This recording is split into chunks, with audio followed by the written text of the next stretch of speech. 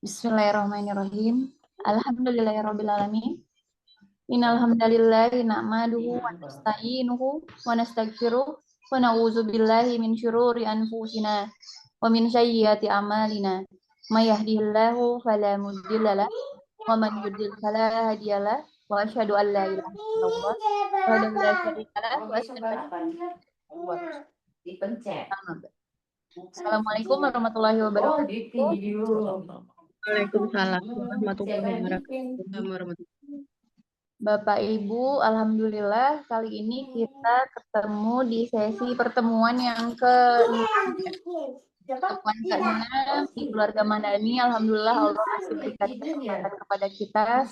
Terima kasih kepada Ustadz Dodi Al-Jambari yang selalu bersedia mengajari banyak hal, memberikan kita ilmu yang sangat bermanfaat untuk kehidupan kita sehari-hari. Terima kasih juga untuk Bapak Ibu yang sudah hadir menyempatkan waktunya. Semoga jadi amal ibadah untuk kita semua. Baik, langsung kita mulai saja pembacaan ayat suci Al-Quran oleh De Alisa, putrinya Mbak Dina.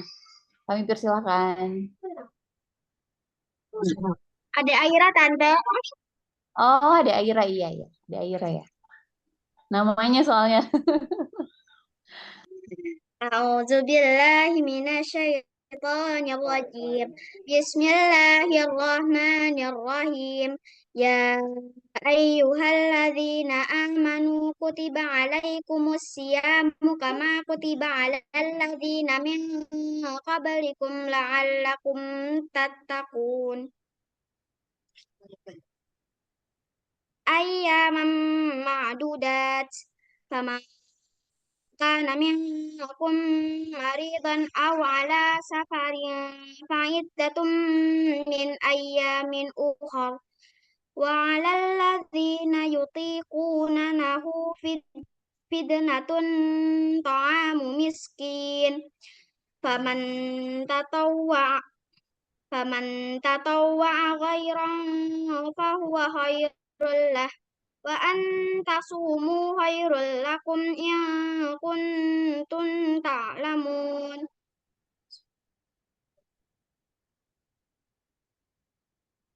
Dengan menyebut nama Allah yang Maha Pengasih lagi Maha Penyayang. Wahai orang-orang yang beriman, diwajibkan atas kamu berpuasa sebagaimana diwajibkan atas orang-orang sebelum kamu agar kamu bertakwa, yaitu beberapa hari tertentu. Maka, siapa di antara kamu sakit atau dalam perjalanan lalu tidak berpuasa, wajib menggantikan sebanyak hari yang dia tidak berpuasa itu pada hari-hari yang lain. Bagi orang yang berat menjalankannya, wajib membayar fidyah, yaitu memberikan makan seorang miskin. Siapa dengan kerelaan hati mengerjakan kebajikan, itu lebih baik baginya, dan berpuasa itu lebih baik bagimu jika kamu mengetahuinya. Maha benar Allah dengan segala firman-Nya. Assalamualaikum. Waalaikumsalam warahmatullahi wabarakatuh. Masya Allah, tabarakallah. Makasih ya, De Aira. Boleh lanjut aja langsung kita isi kajian ini oleh Ustadz Dodi Al-Jambari. Kami persilakan. Ayo, syukran, jazakallahu khairan, ta'ala bikum. Bismillah, assalamualaikum warahmatullahi wabarakatuh. Waalaikumsalam Alhamdulillah. Alhamdulillah, nahmaduhu wa nasta'inuhu wa nastaghfiruh wa na'udzu billahi min syururi anfusina wa min sayyiati a'malina. May yahdihillahu fala mudilla lahu wa may yudlil falan tajida lahu waliyyan mursyida.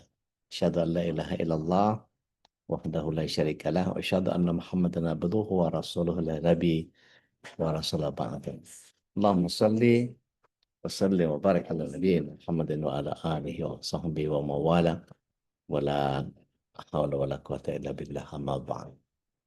Bapak Ibu yang dimuliakan Allah SWT, anak-anakku yang aku cintai karena Allah, kebersyukuran adalah sebuah keniscayaan, dan salawat serta salam semoga menjadi penyempurna kesyukuran kita kepada Allah Tabaraka wa Ta'ala. Kita haturkan kehadirat Rasulullah Sallallahu Alaihi Wasallam. Apakah yang saya tampilkan ini tampak di Bapak Ibu?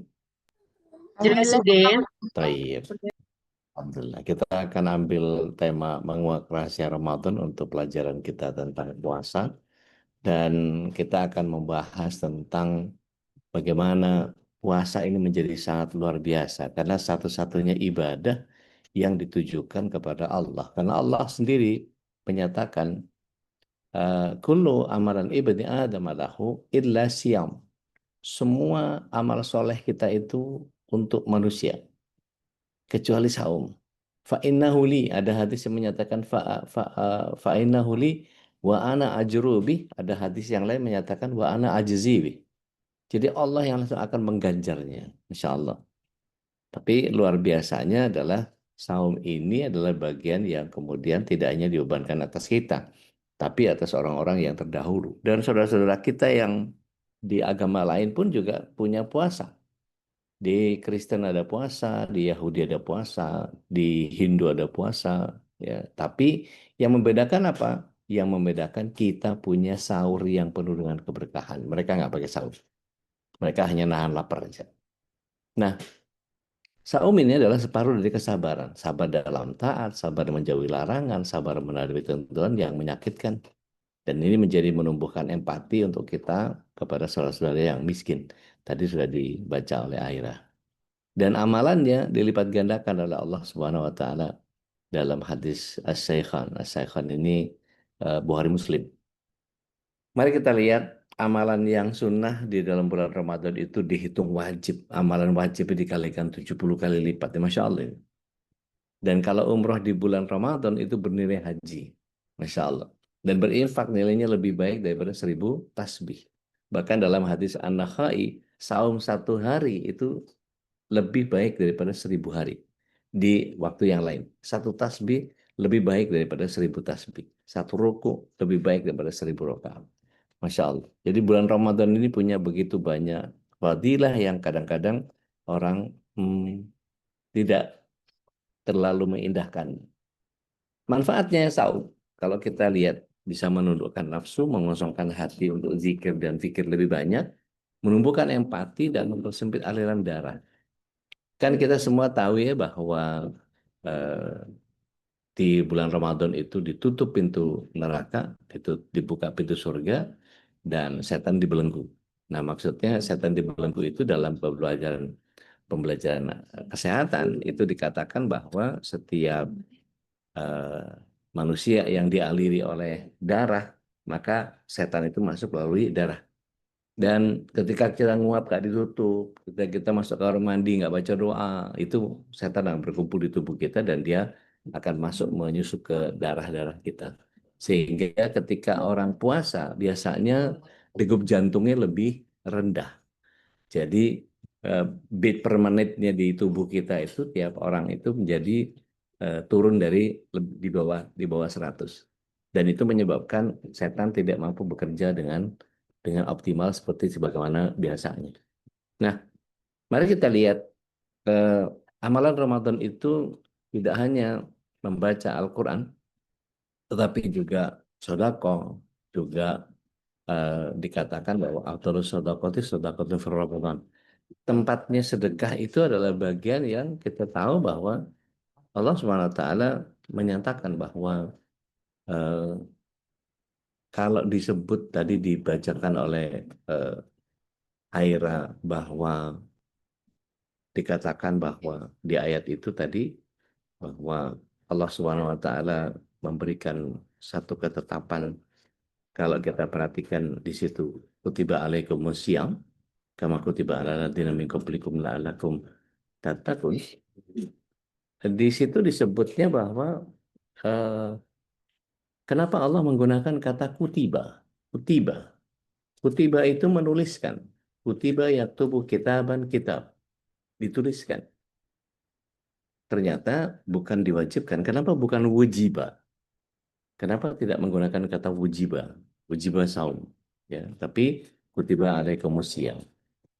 Ternyata yang dinamakan kitab itu para ulama menjabarkan bahwa setiap kitab pasti ada depan belakangnya, ada cover depan, ada cover belakangnya. Kalau dibuka ada bab pertama, bab kedua dan seterusnya. Ada paragraf-paragraf, ada alinea-alinea yang kemudian setiap kita kemudian akan melihat bahwa satu paragraf itu terdiri dari beberapa alinea-alinea. Satu alinea terdiri dari beberapa fase, yang frase-frase ini terdiri dari beberapa untaian kalimat, yang kalimat-kalimat tersusun oleh kata-kata, dan setiap kata-kata terdiri dari huruf-huruf. Dan huruf-huruf itu terbentuk dari noktah-noktah. Sehingga tidak hanya urusan menahan lapar, tidak hanya membaca Al-Quran, tetapi setiap apa yang kita kerjakan di dalam bulan Ramadan itu seluruh amal soleh. Maka dikatakan di sini Afdhalus shadaqati shadaqatu fir Ramadan. Itu menjadi sangat luar biasa kalau kemudian di bulan Ramadan kita mengerjakan begitu banyak amalan-amalan soleh. Nah, Bapak Ibu yang dimuliakan Allah SWT, Rasulullah SAW menyatakan bahwa fadilah Ramadan itu dalam kitab Al-Musnad dari Wathila bin Al-Asqa. Suhuf Ibrahim itu turun di malam pertama Ramadan. Taurat diturunkan pada malam 6 Ramadan. Injil diturunkan pada malam 13 Ramadan. Al-Quran pada malam ke-24 Ramadan. Dan dalam sirah nabawiyahnya Syafir Rahman Al-Mubarakfuri, Nuzul Quran itu adalah Lailatul Qadar, di mana tanggal 21 Ramadan. Maka kalau ada yang memperingati nuzul Quran itu 17 Ramadan, itu yang terjadi di langit, bukan yang terjadi di bumi. Makanya saya heran kalau ada orang memperingati nuzul Quran itu dalil dari mana gitu ya, nggak tahu juga sih, nggak tahu. Ya kita husnuzon saja nggak apa-apa lah, ya. Nuzul Quran ada liburnya gitu ya. Nah, tadi saya katakan bahwa apabila Ramadan tiba, pintu langit dibuka, pintu jahanam ditutup, dan para setan dibelenggu. Dan ada seseorang yang mengatakan, wahai pencari kebaikan, majulah, wahai pencari keburukan, berhentilah. Allah punya orang-orang yang dibebaskan dari neraka, dan itu dilakukan setiap malam. Jadi bagian yang sangat luar biasa adalah Allah menghadirkan pengampunan itu setiap malam di dalam bulan Ramadan itu. Nah, 10 hari terakhir di mana kita itikaf, Rasulullah SAW mengencangkan sarungnya, menghidupkan malamnya, membangunkan keluarganya. Itu hadisnya kuat dari Sahihain, jadi Bukhari Muslim yang sahih. Nah, sholat Isya berjamaah tidak lepas dari takbirnya imam sampai ke salam, pasti dia akan dapatkan Lailatul Qadar. Asal sholat Isyanya terus-terusan. Ini hadisnya Abu Hurairah secara marfu. Dan Rasulullah SAW menyatakan beliau Rasulullah SAW menjauhi istri, mandi di antara dua azan, makan malam di waktu sahur. Maksudnya berbukanya itu betul-betul di waktu sahurnya itu dimanfaatkan sebagai bagian yang kita tahu bahwa makan buka puasanya itu paling cuma kurma 3, tapi makan benernya justru di waktu sahur. Jadi ini diriwayatkan oleh Ibnu Abi Asim, sanadnya muqarrib. Dan kalau kita perhatikan amalan-amalan yang kita lakukan ini bukan amalan fisik, amalan hati. Jadi banyak orang melakukan qiyam hanya mendapatkan qiyam begadangnya saja. Bahkan Rasulullah SAW menyatakan kamin sa'imin laisalah min siyamihi ilal ju'wa. Berapa banyak orang yang kemudian saum tapi dia nggak mendapatkan pahala saumnya. Kenapa? Hanya sekedar ya saum saja, tapi kemudian lisannya nggak terjaga, pandangannya nggak terjaga, hatinya nggak terjaga. Dan Rasulullah SAW mendapatkan hadiah untuk umatnya ketika Ramadan. Bau mulut yang puasa lebih harum di sisi Allah dari bau kasturi. Di sisi Allah ya, bukan di sisi manusia. Di sisi manusia tetap bau apa, Ben? Kemudian malaikat memintakan ampun sampai waktunya berbuka. Dan ini ada doa-doa yang khusus nanti kita akan pelajari. Allah menghias surga dan berkata, hambaku menahan sakit dan lapar dan menghadapku. Dan setan dibelenggu, diampuni Allah di akhir malam seperti kita gajian setiap malam. Masya Allah. Nah, penghapusan dosa kata Rasul Sallallahu Alaihi Wasallam, sholat yang 5 waktu, Jumat ke Jumat, Ramadan ke Ramadan, ini kafaratun lima bainahuma, bisa menghapuskan dosa-dosa yang terdapat di antara keduanya, selama dosa besarnya betul-betul dijauhi. Nah, saya nggak tahu, dulu ibu-ibu ada yang suka baca Femina halaman 78 nggak tahu? Apa? Zodiak ya, Zodiak Nostradamus. Kalau ditanya, kamu apa akan Cancer? Oh, suka ini ya, suka itu ya. Jadi kadang-kadang psikoanalisisnya dari bintang-bintang. Nggak boleh. Ya. Itu bagian dari kesyirikan. Baik, Rasulullah SAW pernah satu kali turun dari mihrab itu mengatakan amin, amin, amin. Maka hadis ini ada yang palsu dikabarkan oleh sebagian orang, tapi yang sahih yang saya hadirkan dari Ibnu Hibban, Jibril mengatakan, aminkan apa yang aku katakan, kata Jibril. Yang di Ramadan tidak diampuni, lalu mati, maka neraka baginya, semoga Allah menjauhkannya dari surga. Katakan amin ya Muhammad. Maka Rasulullah SAW mengatakan amin. Yang durhaka pada orang tuanya lalu mati, maka neraka baginya, semoga Allah menjauhkan dari surga. Katakan amin ya Rasulullah. Maka Rasulullah SAW menyatakan amin. Yang tidak bersalawat ketika disebut nama Muhammad alaihissalam lalu mati, maka neraka baginya, semoga Allah menjauhkan dari surga. Katakan amin ya Rasulullah. Maka Rasulullah SAW katakan amin. Jadi hadis yang berkembang mungkin bisa ceritanya lain lagi atau apa, tapi yang sahih yang ini. Nah, Bapak Ibu yang dirahmati Allah SWT, doa menyambut Ramadan ini kan masih jauh ya, kira-kira 66 hari 66 dari itu hari. ya. Hah? Ya, 66. 66 hari, Masya Allah. Ini doa yang di dalam kitab Lisanul Arab dari tulisan Ibnu Manzur, itu ada doa yang para salaf dulu membacanya seperti ini. Allahumma salimna li Ramadan wa salim Ramadan li wa salimhum minni mutaqabbala. Itu bagian yang nanti kalau kita pelajari menjadi Masya Allah itu hadisnya. Nah, ada hadis lemah yang ketika dibaca oleh begitu banyak orang. Allahumma laka sumtu ala rizkika autartu fataqabbal minni innaka antas samiul alim. Ini doif ya. Doif yang doifnya betul-betul dia bukan datang dari Rasulullah SAW. Jadi kalau dibaca ini sanadnya lemah sekali. Tapi ini berasal dari satu hadis yang kuat, tapi dibelokkan. Jadi doa aslinya adalah yang Rasulullah SAW menyatakan Allahumma laka sumtu wa bika amantu fataqabbal minni innaka antas samiul alim. Itu yang hadis palsunya. Ya. Yang kemudian dibelokkan ke doa ini. Allahumma laka sumtu wa bika amantu wa rizqika autartu birahmatika ya arhamar rahim. Ini bagian doa yang kalau kita perhatikan, doa ini tidak ada asalnya. Tapi boleh Ustaz doa pakai, nggak apa-apa. Tapi kalau kita kepengen niru Rasulullah SAW, maka doa yang ini yang dibaca sama Rasulullah SAW. Allahumma nas'aluka birahmatika allati wasi'at kulla syai'in antaghfirli. Ini sebelum azan. Dibacanya sebelum azan. Menurut syarat Bukhari-nya ini sahih.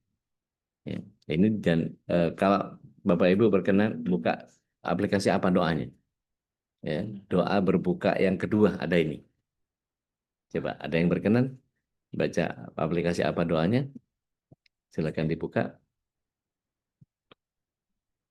Kalau ada yang sudah ketemu, monggo silakan dibaca. Apakah sama?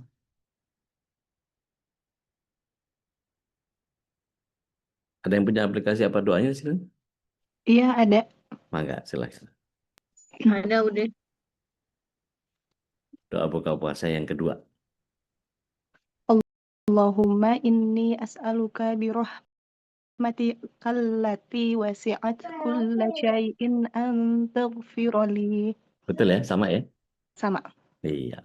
Jadi ini yang disebut sebagai doa yang jauh lebih baik daripada yang Allahumma laka sumtu tadi. Gitu. Nah, ini dibacanya sebelum azan, sebelum berbuka. Jadi ibaratnya kalau kita mau minum itu botolnya dulu dipegang gitu ya. Ini pegang botol gitu ya. Allahumma nas'aluka bi rahmatika allati wasi'at kulla syai'in taghfirli. Kemudian begitu azan langsung bismillah minum. Gitu. Tetap bismillah dulu. Nah, setelah minum baru kemudian baca doa yang biasa dikenal. Ya, dhahabat dhamma wa batalatil uruq wa thabatal ajri insyaallah. Seperti itu kurang lebih. Nah, ini bagian yang kemudian bisa sama-sama kita pelajari. Nanti saya akan bagikan materi ini, tetapi sebelumnya izinkan saya berbagi tentang fadilah puasa dari sisi yang lain. Ini ada rahasia besarnya puasa. Ini materinya dari Pak Rajendra Kartawirya. Saya sudah pernah sampaikan kalau nggak salah, tapi mudah-mudahan ini jadi pembelajaran buat kita. Ini dikatakan bahwa pohon berpuasa dengan menggugurkan daun. Ini kelihatan ya yang saya share ya? Iya, udah kelihatan. Baik.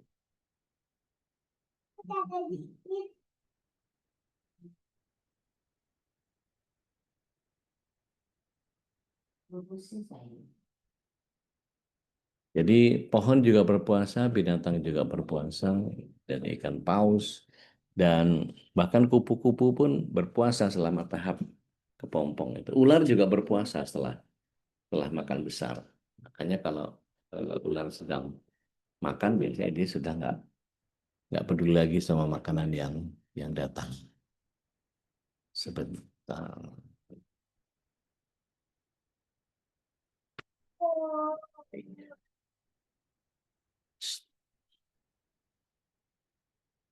Kemudian untuk apa makhluk bumi ini berpuasa? Maka tujuan puasanya adalah banyak yang melakukan efektivitas dan efisiensi kegiatan. Ya. Ada yang berjihad. Ya. Ikan salmon itu mereka puasa untuk bisa nyebrang ke tempat yang lain. Ya. Dan ada bagian yang kita sebut sebagai autolisis. Autolisis ini yang paling luar biasa dalam hidup kita. Jadi ketika kita berniat, mana yang lebih kelimpungan cari makan, orang yang tidak sarapan sama orang yang lupa kebablasan sahur, bangun sudah subuh tapi tetap puasa, sama orang yang nggak sarapan, lebih cepat lapar yang mana? Nggak sarapan. Yang telat sarapan. Kenapa begitu? Karena autolisis itu bekerja begitu dia niat sahur di subuh, gitu ya. Astagfirullahaladzim, udah subuh, tapi saya tetap niat sahur. Maka otomatis autolisis di otak kita nyala. Tek. Autolisis itu seperti halnya otak kita melakukan perintah kepada seluruh tubuh kita. Halo, seluruh tubuh, jangan cari makanan dari pencernaan ya, nggak bakal ada sampai maghrib. Jadi cari di tempat yang lain.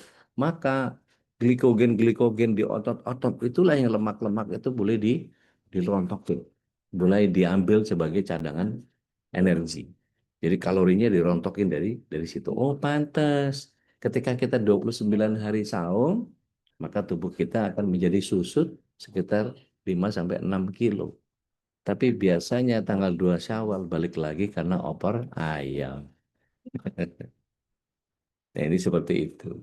Jadi manusia juga dibekali sama autolisis ini. Dan ini menjadi bagian yang seharusnya setiap orang menjadi bagian yang sangat luar biasa. Nah, nanti ini juga saya share ke Bapak Ibu materinya Pak Rajendra Kataberian.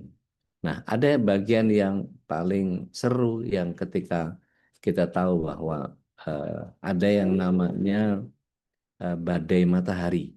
Jadi dalam kondisi badai matahari, ini kenapa orang itikaf itu di malam hari? Rupanya yang terjadi badai matahari itu kan kalau kita perhatikan gitu, badai matahari itu terjadi dia siang hari. Jadi yang terpapar adalah yang malam hari. Jadi ketika misalnya gini, dalam hukum eh, paparan energi atau paparan sesuatu yang menerpa, itu yang terdampak adalah bagian yang di belakang. Contoh misalnya, kenapa orang naik motor bisa masuk angin? Karena dadanya nggak ditutup pakai pakai apa namanya, pakai rompi gitu. Kok depannya yang dipakein rompi kok justru malah masuk angin? Oh, rupanya punggungnya nggak ditutup gitu. Jadi rupanya paparan kalau misalnya kita eh, lihat hukum aerodinamik, misalnya ada angin yang menerpa itu, maka dia akan mendorong penuh bagian yang di belakangnya. Jadi kenapa pesawat itu bisa naik? Karena hempasan hempasan energi yang kemudian menaikkan kisi daripada beban itu sendiri. Jadi kalau kita misalnya pakai tisu gitu ya, atau pakai kertas gitu ya, pakai HVS atau apa, ketika di selembar kita jatuhkan begini gitu ya, terus kita tiup depannya, pasti yang depannya ngangkat. Ya, jadi depannya ngangkat. Kenapa? Karena itu hukum aerodinamika sunatullahnya begitu. Nah, begitu pula ketika eh, matahari di siang hari itu memberikan badai kepada bagian bumi yang siang, tapi efeknya ada di bagian yang malam. Mudah-mudahan bisa bisa memahami apa yang saya sampaikan nih. Jadi badai matahari itu terpengaruh pada tingkat kesadaran otak berdasarkan beberapa penelitian yang ada. Nah, kenapa kemudian di puasa itu mengendalikan emosi dan seterusnya? Karena tidak boleh mengumbar emosi negatif karena tangkapannya menjadi berbeda. Nah, bagian yang selanjutnya, kenapa kalau sakit nggak boleh puasa? Kenapa mesti taraweh dan seterusnya itu dijelaskan sama Pak Rajendra Kartawirya. Ini bagian yang kemudian kalau sakit kenapa nggak boleh puasa? Karena orang sakit itu harus diinfus, harus transfusi darah. Kalau flu ringan sebagai puasa malah. Orang yang dalam perjalanan menghabiskan energi kalau pesawat 2 jam lebih baik puasa.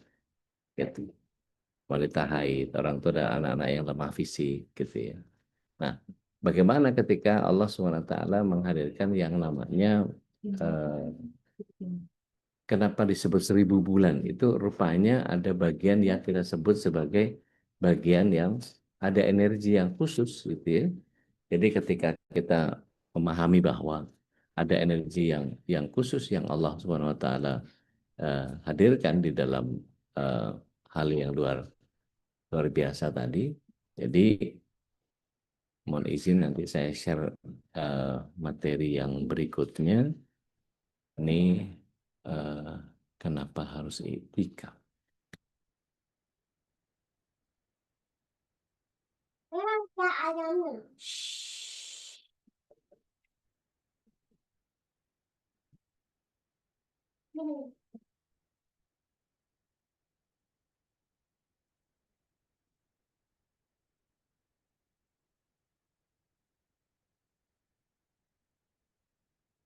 Ini mohon izin saya cari materinya.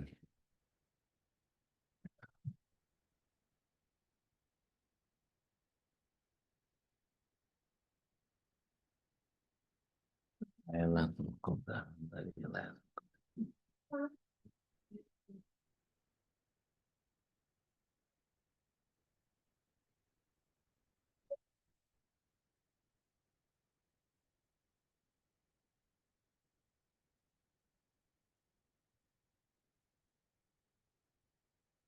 Enggak.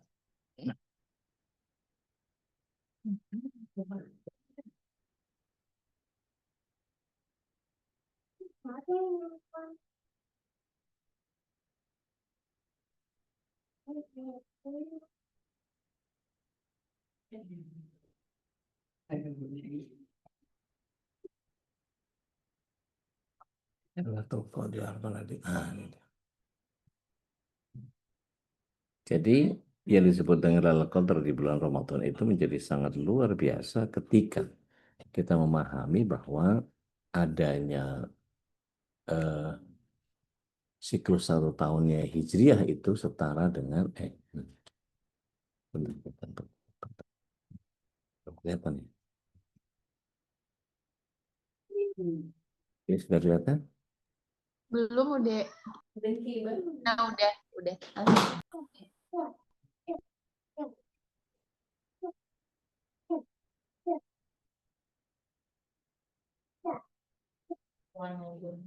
Jadi dalam ilmu astronomi radiasi matahari itu punya siklus 11 tahun. Tahun 2007 sendiri itu pengakhiran dari siklus ke-23-nya sejak pengamatan. Jadi bumi ini ketika ada magnetosfer, kesan gelombang radiasinya tidak terjadi pada sisi bumi yang siang hari, padahal ada di belakang yang tadi saya bilang. Jadi ketika terjadi 21 Ramadan ke sana, itu yang terjadi adalah bagaimana gelombang radiasi yang datang itu kesannya baru terjadi di bagian yang malam. Kenapa Nabi Yakub disebut dengan Israel? Karena beliau setiap malam selalu berusaha mencari wahyu, mencari apa namanya pemaparan tentang Allah Tabaraka wa Ta'ala. Jadi Isra Elohim itu, kalau kita tahu Isra adalah malam, Elohim itu adalah Allah, Isra Elohim itu adalah malam-malam mencari Tuhan. Isa, aku ngajar dulu anak ya. Kemudian secara umum wahyu-wahyu tentang ajaran agama yang memerlukan tahapan pemahaman yang tinggi itu diturunkan di malam-malam bulan Ramadan. Dan penataan ayat itu juga terjadi di malam-malam bulan Ramadan. Dan umat Islam diajak untuk menghidupkan malam-malam di bulan Ramadan karena lebih utama 10 malam yang terakhir. Yang kalau kita baca beberapa ayat merujuk kepada itu. Mari kita lihat bagaimana yang terjadi ketika Lailatul Qadar terjadi. Jadi dikatakan radiasi siklus 1 tahun Hijriah itu, kalau kita lihat radiasi bulan purnama yang biasa itu cuma sekitar 0,7 sampai 0,8 mev per step. Gitu. Tapi ketika 1 tahun Hijriah itu bisa meningkat sampai 800 mev per step. Artinya dikalikan 1000 kan. Gitu. Jadi radiasi ini yang kemudian kita harus tangkap pada setiap satu tahun sekali. Jadi malam yang nilainya 1000 bulan purnama itu adalah Lailatul Qadar yang terjadi di bulan Ramadan. Jadi siklus badai matahari ini berulang setiap tahun Hijriah. Yang 360 hari hitungannya pada siklus Hijriah. Begitu kurang lebih. Nah, mudah-mudahan menambahkan brain question kita di dalam menjalankan puasa Ramadan nanti, insya Allah jauh lebih manfaat untuk kita mengetahui bahwa ternyata nggak cuman manfaat dari sisi ibadah dan pahalanya yang sangat banyak, dan juga banyak fenomena-fenomena yang secara saintifik sudah diurai oleh para ilmuwan. Gitu. Itu makanya kemudian badan kita kembali fitrah yang katanya orang yang sudah selesai puasa 28 hari berturut-turut itu badannya kembali seperti bayi yang baru lahir. Artinya tidak hanya dosanya, tetapi struktur tubuh kita itu secara usia tubuh, kalau kita hitung nanti itu bisa menjadi sangat muda sekali. Itu makanya perlu kedisiplinan untuk puasa lebih panjang. Wallahu alam, ini jadi bahan diskusi kita, mudah-mudahan jadi bagian yang mencerahkan kita. Mudah-mudahan dari pembelajaran tadi ternyata kurang lebih seperti itu, Bapak Ibu anak-anakku yang dimuliakan Allah Subhanahu wa Ta'ala. Saatnya berbagi rahmat, monggo silahkan. Saya balikin dulu ke Teh Nadia. Enggak. Masya Allah, tabarakallah, ilmunya banyak banget nih Ude. Tadi baca lumayan. Oh ternyata gitu dan baru baca setelah Ude kasih penjelasan itu. Baru tahu sekarang Ude. Masya Allah ya. Ini rugi banget nggak ikutan ini pokoknya. Ude sambil nunggu yang lain nih. Siap. Pertanyaan. Hubungan syukur dan takwa tuh gimana sih Ude? Apakah syukur itu lebih dulu baru kita bisa memunculkan takwa, atau si takwa ini bernilai syukur gitu. Jadi harus diawali dengan takwa dulu baru syukur, atau syukur dulu baru takwa Ude? Baik, Masya Allah, luar biasa. Bismillah, salatu salam ala Rasulullah. Syukur itu adalah output dari keimanan seseorang. Sedangkan takwa itu yang harus diiringkan dengan keimanan. Gitu. Jadi bagiannya adalah takwa dulu baru syukur. Karena kalau takwanya nggak ada, dia bersyukur itu sifatnya hanya berdasarkan pemberian. Gini, kalau kita berdoa dikabul sama Allah, sama berdoa nggak dikabul sama Allah. Yang pertama dikabul sama Allah, yang kedua nggak dikabul sama Allah. Mana yang lebih bagus keadaannya?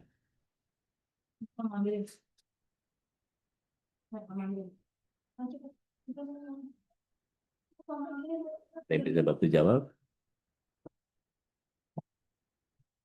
Kita berdoa dikabul sama Allah yang pertama, yang kedua kita berdoa tidak dikabul oleh Allah.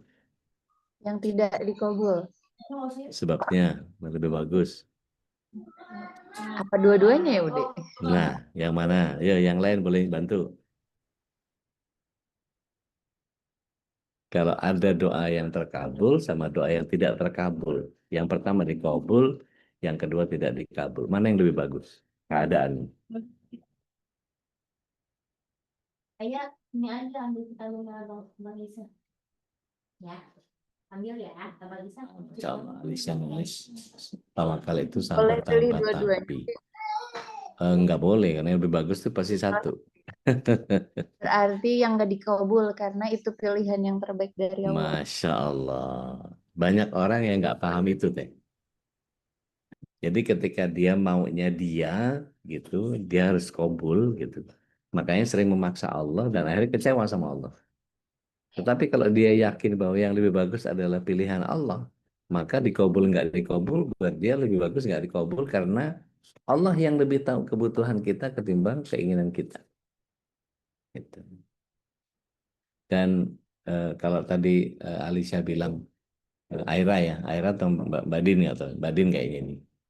Ketulisannya soalnya kalau kalau Alicia Aira nggak mungkin nulis ini. Tawakal itu sama dengan sabar tanpa tapi, kalau syukur tanpa tanpa tepi, dan ridho tanpa batas. Ya, bisa dimaknai seperti itu. Tapi saya ingin mendudukkan posisinya mana yang duluan, gitu kan ya. Ketika ketakwaan itu tidak hadir karena keimanan, berarti ada yang salah dengan imannya. Berarti akidahnya mesti dibagusin.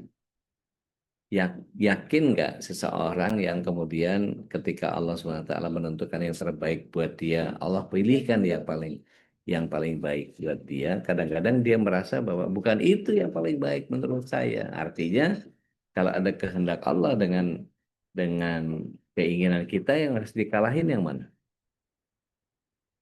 Kehendak Allah. Yang harus dikalahin.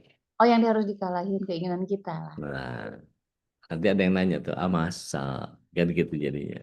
Kalau orang nggak punya ketauhidan, dia mendahulukan kepentingan dirinya.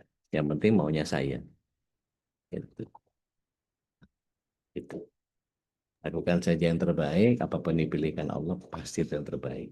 Itu kalau orang punya akidah dan tauhid yang bagus begitu. Nah, dari takwa baru kemudian ketika takwanya ini dasarnya adalah iman, dan syukur itu atau sabar itu adalah pemunculan dari iman. Karena Rasulullah SAW menyatakan tidaklah seseorang bisa memunculkan sabar dan syukur kecuali pada orang yang beriman. Jadi kalau dia tidak beriman, tidak bisa bersyukur, tidak bisa bersabar, gitu. Tapi kalau dia punya iman, dia akan melihat satu konstelasi yang ini rencana Allah nih. Maka dia bisa sabari dengan kesyukuran atau dia bisa syukuri dengan kesabaran. Mudah-mudahan nggak bikin bingung. Jadi gini, kalau kita bisa bersabar, harus disyukuri karena kesabaran itu muncul dari keimanan kita yang Allah karuniakan kepada kita. Bisa dipahami nggak ada? Insya Allah, insya Allah. Oke. Karena Allah kasih iman kepada kita, maka kita bisa bersabar atau bersyukur. Ya, ya. Keyakinan itu ya udah ya. Tapi kalau itunya nggak ada, ya bagaimana dia mau bertakwa? Oh, nggak ada dasar imannya. Gitu. Makanya kemudian beriman itu ada iringan takwanya. Makanya di surat 59 ayat 18, Allah SWT menyatakan, wahai orang-orang yang beriman, bertakwalah. Jadi orang beriman itu ternyata belum bertakwa. Maka disuruhnya bertakwa. Dan bertakwa itu melibatkan Allah in every single time. Gitu. In every single detail. Kurang lebih begitu, Teh. Wallah alam. Iya, syukur udah. Pokoknya Afwan. takwa dan iman ya, itu ya bekal utama kita ya udah. Ya. Iman akan memunculkan sabar dan syukur, dan iman harus ditambahkan kepada iringan takwanya. Iya, iya. Sudah ada yang resen udah. Monggo, silakan. Nah, silakan Mbak Dina. Assalamualaikum Ude. Waalaikumsalam. Ude, jadi out of topic nih nggak terkait Nggak Ramadan apa-apa, ya. nggak apa-apa. Karena tapi terkait yang tadi dibahas sama Siap. Tena tadi gitu. Seringkali ya, ini yang saya rasakan sih gitu. Ya. Kadang pertolongan Allah itu datang di saat kita sudah nggak berharap apapun. Itu Di ikhlas saat namanya. Ya, itu saat ketika kita ikhlas ya. jadi Nah, kayak udah nggak ngarepin apa-apa nih, ya betul. udah Ya gitu tuh ikhlas lagi itu gitu. jalanin, lagi Nah, jalanin hidup yang udah nggak mau ngoyo, nggak mau ya, ya, resek gitu ya, ibaratnya, ya, nggak mau ya, minta banget-banget, nggak mau pakai nangis-nangis ibaratnya kayak ya, gitu. ya, Tahu-tahu tanpa kita minta, tanpa tahu-tahu plung gitu Allah kasih gitu. ya. Kenapa seperti itu algoritmanya udah? Bismillah, salatu wassalamu ala Rasulillah. Itu yang namanya ikhlas itu. Ketika ikhlas itu ya membiarkan Allah bekerja, bukan berdasarkan kemauan kita. Jadi ikhlas itu adalah melepas dari bagian yang udah biarin Allah aja. Kan saya punya hadis favorit tuh yang setiap sore kita baca, setiap pagi kita baca. Ya Hayyu ya Qayyum birahmatika astaghis aslih li sya'ni kullah wa la takilni ila nafsi tarfata ain. Itu betul-betul nggak ada peran kita itu. Wahai Sang Maha Hidup, wahai Sang Maha Berdiri sendiri, dengan rahmatmu aku istighoasah karena ini penting dan genting. Memahaminya gitu.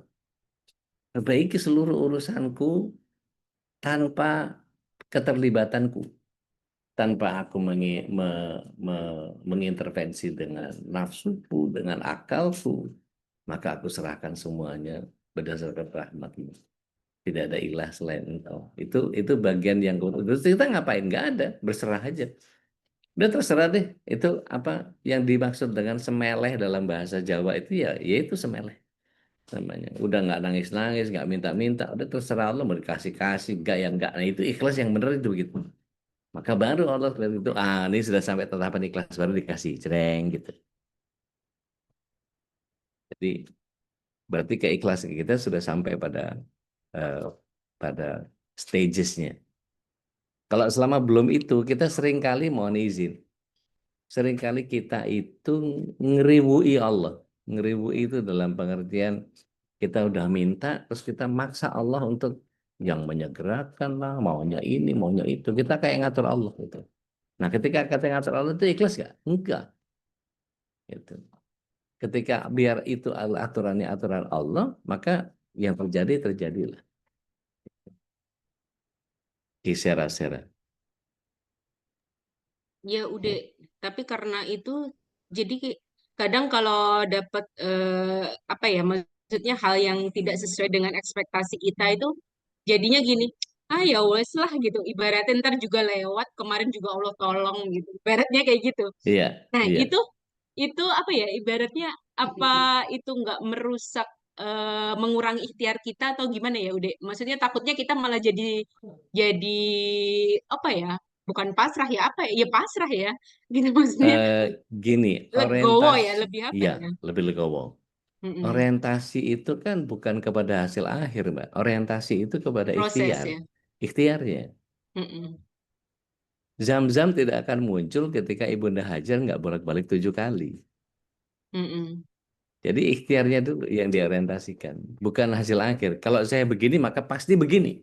Makanya ucapan tentang apa hasil tidak akan mengkhianati ikhtiar itu salah. Bong ikhtiar kita cuma urusan kita, hasil punya Allah. End result itu selalu bagian Allah. Iya Begitu, kadang Mbak. enggak. Pernah sih saya diingetin temen gitu. Mau kita sebanyak apapun nak kita nyiapin bekal buat kita bawa nanti kita ke alam barzah gitu ya. Kalau Allah nggak ridho sama kita ya nothing gitu ibaratnya. Betul. Eh, jadi benar sih maksudnya yang tadi udah sampaikan gitu. Maksudnya hasil akhir itu ya Punya itu Allah. prerogatif Allah gitu ya. Betul, Jadi kita betul. ya just the best aja gitu. Tapi Iya. kadang gitu maksudnya saya tuh berpikir gitu ya. Hmm. Gara-gara kemarin nonton film gitu maksudnya apa ya, kadang hidup itu bukan lucu sih gitu. Maksudnya kita mengharapkan sesuatu hal yang memang itu adalah yang baik gitu ya. Hmm. Kita yakin gitu misalkan kalau let's say kita punya suami dan suami kita beriman, insya Allah nanti nolong kita juga di sana karena Ya, beliau nanti yang minta pertanggungjawaban tentang kita gitu. Tapi kan ya. kita juga punya nafsi-nafsi gitu. Ibaratnya nanti di sana kita juga nafsi-nafsi, kita juga akan diperhitungkan masing-masing gitu kan ya Betul, udah. betul, betul. Ibaratnya teman-teman yang solih gitu, Rahim, orang-orang yang solih itu yang rahim. nantinya ya kalau Allah ngasih ridho untuk bantuin kita, ibaratnya Iya, seperti itu kan iya, ya Ude. iya, benar. Jadi antara base-nya, dasarnya keimanan kita, baru faktor penunjangnya yang lain-lain. Jadi istilahnya kita buka rekening biar yang nambahin orang lain. Nah, rekening kita kalau nggak ada sama sekali, lagi gimana orang mau nambahin, rekeningnya nggak ada. Kalau rekeningnya ada kan tinggal kita kasih kabar ke orang lain, ini rekeningku sekian, tinggal mereka nambahin. Atau Allah nambahin, karena kita punya basic yang awal. Gitu. Wallahu a'lam. Ya, nuhun Ude. Mangga. Banyak insight sih insya Allah gitu. Semenjak kakak Alhamdulillah. mondok tuh banyak banget hikmah yang saya dapat gitu ya. Di-share tuh. Maksudnya apa ya, banyak ilmu yang Salah satu bagaimana deh, kita salah nggak, satu deh bagi deh, salah satu bagi. ya maksudnya kayak biasanya kan ada bertiga gitu ya. Udah hilang satu ayah, ini sekarang kakak gitu ya. Maksudnya mondok gitu, walaupun ini udah mau perpulangan jemput gitu.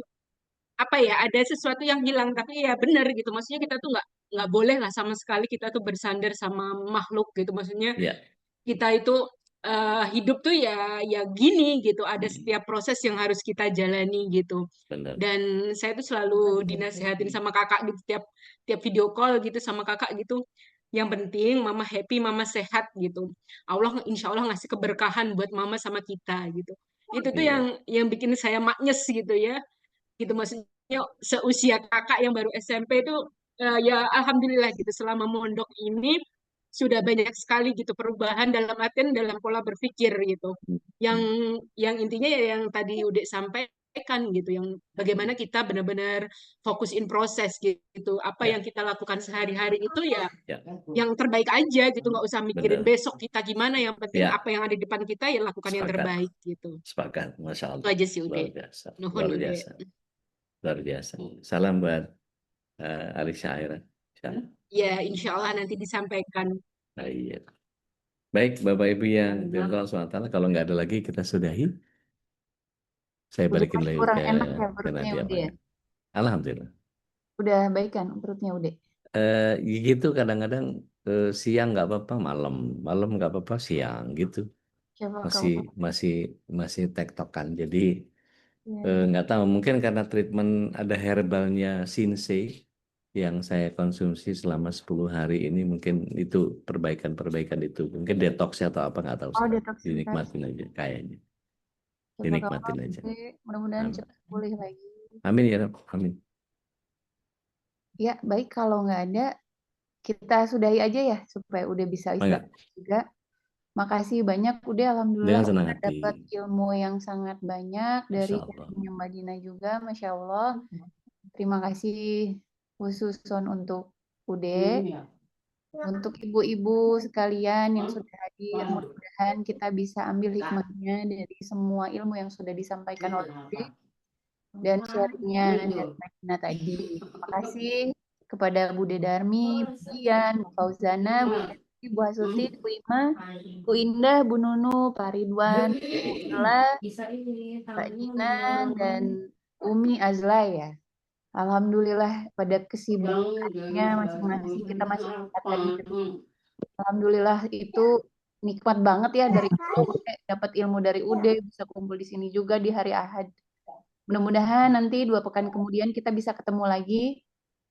Akhirul kalam kita ucapkan subhanakallahumma wa bihamdika asyhadu an la ilaha illa anta astaghfiruka wa atubu ilaik. Minkum hadana wa iyyakum. Assalamualaikum warahmatullahi wabarakatuh. Waalaikumsalam.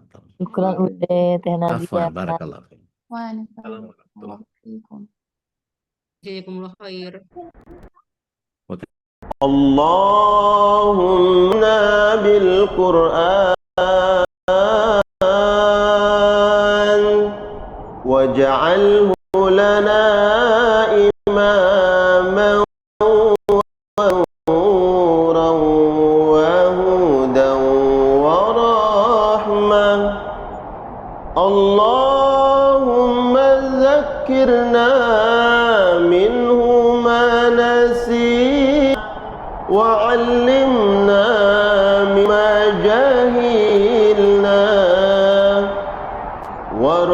وارزقنا تلاوته آناء الليل وأطراف النهار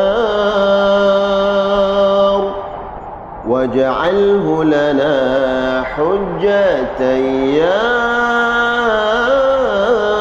رب العالمين.